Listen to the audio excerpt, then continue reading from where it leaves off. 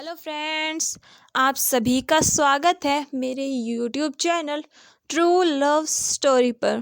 और चलिए हमारी कहानी माय लवली ब्रदर के नेक्स्ट पार्ट को शुरू करते हैं। जैसा कि हमने इसके पिछले पार्ट में देखा था कि हमारा विंग ने वांगजी को सब कुछ बता दिया था कि कैसे महाराज ने उसके साथ ऐसे ज़बरदस्ती शादी करने की बात रखी है, जो सुनकर वांगजी उदास हुआ था। लेकिन फिर उसने विंग को हिम्मत दी थी। वहीं वेन्निंग ने भी अपने पास से एक लेटर किसी को भेजा था जिसे वो मदद के लिए बुलाना चाहता था। वहीं दूसरी तरफ महाराज ने जैसा कहा था उन्होंने ऐसा करना शुरू कर दिया था। उन्होंने विंग को महल में कैद कर दिया था और उसका वांगजी से मिलना बिल्कुल बंद कर दिया था। वहीं विंग महाराज की इस हरकत से काफ़ी गुस्सा हो गया था और उसने भी गुस्से में महाराज और महारानी से बात करना छोड़ दिया था। वहीं दूसरी तरफ महाराज ने वांगजी के लिए कोई ज़्यादा मुसीबतें तो खड़ी नहीं की, लेकिन उसके ऊपर कुछ रिस्ट्रिक्शन लगा दी, जैसे कि वो महल में नहीं आ जा सकता या यहाँ तक कि वो किसी भी हालत में कोई भी चीज़ विंग तक नहीं पहुँचा सकता। वांगजी को भी इससे बहुत दुख हुआ था। महाराज ने उन दोनों को ऐसे अलग किया था जैसे कि वो कभी मिल ही ना पाए, और ऐसा लग रहा था कि महाराज कुछ भी हो जाए विंग की शादी किसी राजकुमारी से करवा कर ही रहेंगे। वहीं महारानी भी महाराज के इस फैसले से काफ़ी गुस्सा थी, क्योंकि वो भी नहीं चाहती थी कि महाराज उनके बच्चे को ऐसे पनिश करें। वहीं विंग ने तो मानो पूरे महल को सर पर उठा रखा था। वो जब भी कोई उससे मिलता वो उस पर गुस्सा करने लगता। उसने बहुत सारे लोगों पर अपनी तलवार तक चला दी थी। वहीं महाराज विंग का ऐसा गुस्सा देखकर कुछ ज़्यादा रिएक्ट नहीं करते, जैसे उन्हें पता हो कि विंग कुछ ना कुछ ऐसे ही करेगा। वहीं विंग पूरी कोशिश करता था कि महाराज उससे गुस्सा हो और उसे महल से बाहर निकाल दे ताकि वो वांगजी से मिल सके, लेकिन महाराज ने ऐसा कुछ नहीं किया। उल्टा उसने विंग को और भी ज़्यादा सैनिकों के साथ महल में बंद कर दिया। विंग इन सब से काफ़ी ज़्यादा गुस्सा हो गया था। उसके माथे पर गुस्से की लकीरें बन गई थी। विंग हर वक्त एक ज्वालामुखी की तरह रहता था। उसके दोस्त उससे मिलने आते तो वो उन पर भी गुस्सा कर देता था। वहीं विंग को वांगजी के बारे में कोई खबर नहीं थी। वो चाहकर भी महल से भाग नहीं सकता था। उसने 2-3 बार कोशिश की थी, लेकिन उसे उसके परिणाम भी भुगतने पड़े थे। महाराज ने उसे उसके कमरे में बिल्कुल एक कैदी की तरह बंद कर रखा था। विंग को बस खाने पीने का सामान मिलता था। इससे ज़्यादा न वो मांग सकता था न वो कह सकता था। उसकी माँ भी उससे नहीं मिल पाती थी। वहीं महाराज विंग से हर रोज़ आकर एक ही सवाल पूछते थे कि वो प्रिंसेस से शादी करेगा या नहीं, लेकिन विंग का जवाब हर बार एक ही होता था कि वो ऐसा कभी नहीं करेगा। वहीं महाराज इस बात से बहुत ज़्यादा गुस्सा हो गए थे विंग से, और उन्होंने विंग के साथ ये सब किया था। वहीं दूसरी तरफ इतनी क्योटिक सिचुएशन को देखकर वेनिंग और भी ज़्यादा पैनिक हो चुका था, क्योंकि उसने देखा था कि विंग कैसे खुद को बाहर निकालने की कोशिश कर रहा था, और उसे डर था कहीं इन सब में विंग खुद को कोई नुकसान ना पहुंचा ले और किसी ऐसी टेक्निक का यूज़ ना करे जिससे विंग काफ़ी ज़्यादा हर्ट हो जाए। इसीलिए वेनिंग ने कुछ लेटर्स किसी को भेजे थे और वो उस इंसान को बुलाना चाहता था ताकि वो इस सिचुएशन को कुछ हद तक शांत कर सके। वहीं महाराज को भी इन सब के बारे में पता था कि वेनिंग एक लेटर भेज रहा है, और कहीं ना कहीं महाराज यही चाहते थे। वहीं दूसरी तरफ यांग यांग, जो कि अभी अपनी क्लास में पढ़ रही थी, तभी उसकी नज़र एक तितली पर पड़ती है, और यांग यांग जब अपना हाथ करती है तो उसके पास एक लेटर आ जाता है।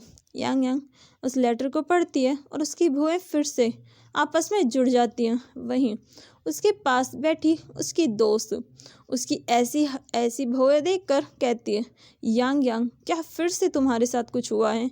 जिस पर यांग यांग उसे देखकर उस लेटर को नष्ट करके कहती है, नहीं कुछ नहीं हुआ। जो देखकर वो कहती है कि यांग यांग तुम मुझसे झूठ नहीं बोल सकती, मैं तुम्हारी आवाज़ से बता सकती हूँ कि तुम्हारा मूड कैसा है, तुम गुस्सा हो या खुश हो।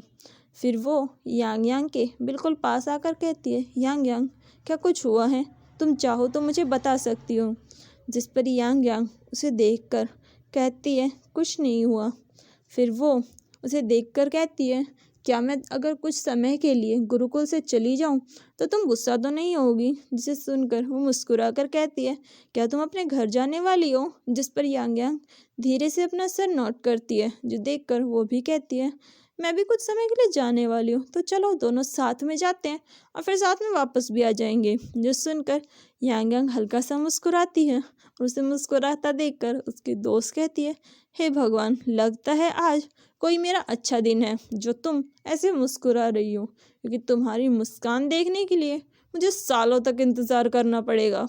जो सुनकर यांग यांग उसे हल्का सा मार कर कहती है, अपने काम पर ध्यान दो। जो सुनकर वो हंसने लगती है। वहीं यांग यांग कुछ देर बाद महागुरु के पास जाकर कहती है कि वो वापस जाना चाहती है अपने घर। जो सुनकर महागुरु पहले तो चौंक जाती है, लेकिन फिर वो यांग यांग की बात मान जाती है, क्योंकि यांग यांग जब से यहाँ आई थी वो एक बार भी वापस नहीं गई थी। वहीं यांग यांग से मिलने भी महल से कोई नहीं आया था। यांग यांग ने सबसे मिलने से मना कर दिया था और इसीलिए वैन निंग उसे सिर्फ लेटर भेज पाता था, क्योंकि जब वो एक बार आया था उसके बाद यांग यांग ने उसे मना कर दिया था कि वो दोबारा उससे मिलने ना आए, बल्कि उसे लेटर भेज दे। वहीं महाराज ने भी यांग यांग से मिलने की कोशिश की थी, लेकिन यांग यांग ने उन्हें भी आने से मना कर दिया था। वहीं महाराज यांग यांग से बात करना चाहते थे, लेकिन यांग यांग का गुस्सा देखकर उन्होंने भी अपने कदम पीछे ले लिए थे। यांग यांग अपने भाई की सारी सिचुएशन के बारे में काफ़ी ध्यान से सोच रही थी। महल में जो कुछ हो रहा था उसे सब चीज़ की खबर थी, क्योंकि वैन निंग उसे ही लेटर भेजता था कि महल में क्या हो रहा है। वहीं यांग यांग इस बारे में सोचकर एक लेटर अपने पिता को लिखती है। वहीं दूसरी तरफ महाराज, जो अपने कमरे में आराम से चाय पी रहे थे एक मुस्कान के साथ, उन्हें ऐसा देखकर महारानी, जो काफ़ी ज़्यादा गुस्से में उबली हुई बैठी हुई थी, उनका चेहरा गुस्से से लाल हो चुका था और उन्होंने अपनी मुट्ठियाँ भी कस रखी थी। अगर उनका बस चलता तो शायद वो आज महाराज को पीट पीट कर उनका भरता बना देती। वो महाराज को गुस्से से देखकर कहती है, बहुत खुशी हो रही है ना अपने बच्चे की ऐसी हालत देखकर? इस पर महाराज चाय की चुस्की लेते हुए कहते हैं, अगर मैं उसे थोड़ा सा परेशान करूंगा तो मुझे नहीं लगता इससे उसके साथ कुछ ज़्यादा होने वाला है। ये सुनकर महारानी गुस्से से देखकर उन्हें कहती है, अगर आपने वींग को आज़ाद नहीं किया, लेकिन वो इससे आगे कुछ कहती, तभी महाराज उन्हें चुप करा देते हैं और वो अपना हाथ आगे करते हैं। उनके हाथ पर एक खूबसूरत ब्लैक बटरफ्लाई आकर बैठ जाती है। महाराज उस तितली को देखकर मुस्कुराते हैं, जैसे उन्हें उनका खजाना मिल गया हो। महाराज उस तितली से उस लेटर को निकालते हैं। वो तितली अपने आप एक लेटर में बदल जाती है। महाराज उस लेटर को पढ़कर अचानक हंसने लगते हैं और कहते हैं, मेरा काम हो गया। जो सुनकर महारानी महाराज को अजीब नज़रों से देखती है, क्योंकि उनके पति कुछ दिनों से बहुत ज़्यादा अजीब बर्ताव कर रहे थे। महाराज महारानी को देखकर कहते हैं, लगता है तुम्हें अभी खुशियाँ मनानी चाहिए और तैयारियां करनी चाहिए। जो सुनकर महारानी उन्हें घूरते हुए कहती है, किस तरीके की तैयारी? जिस पर महाराज मुस्कुराते हुए कहते हैं, तुम्हें तैयारियां करनी चाहिए क्योंकि तुम्हारी बेटी वापस आ रही है। जो सुनकर महारानी हैरान होकर कहती है, क्या यांग यांग वापस आ रही है? जिस पर महाराज मुस्कुराते हुए कहते हैं, हाँ, मैंने जो भी किया यांग यांग को वापस लाने के लिए किया। फिर वो महारानी को सब कुछ बताते हैं कि कैसे यांग यांग ने महल के किसी भी इंसान से मिलने से बिल्कुल मना कर दिया था। जो सुनकर महारानी उन्हें गुस्से से घूरते हुए कहती है, अगर आपकी वजह से विंग भी हमसे नाराज़ हो जाता तो, और यांग यांग हमसे नाराज़ क्यों है? जिस पर महाराज कुछ नहीं कहते, क्योंकि कुछ ऐसा था जो महाराज ने महारानी से छुपा रखा था।